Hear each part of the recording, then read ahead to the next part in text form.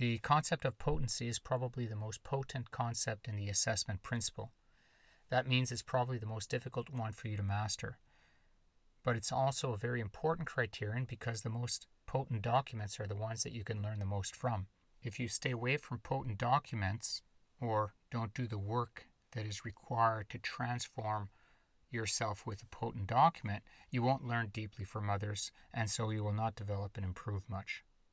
This principle is also, not surprisingly, the trickiest one to support with software, but there are ways.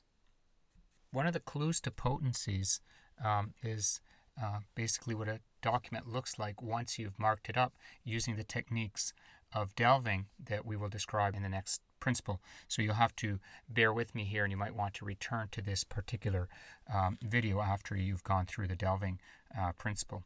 But there are ways to flag and tag text in a document to indicate your judgment, such as that you don't understand the information. Information that is difficult to understand is not necessarily potent, meaning it doesn't necessarily bend your mind much once you've really got it, but typically information that is potent is difficult to, it is somewhat difficult for you to understand. So that's the idea. You have to do some work to change how you view it. Your mind has some inertia. You can't very easily change your perception, your attitudes, and so forth without work. Another clue is whether you've marked up important terms and concepts. So typically concepts are the major vehicles for potency, right?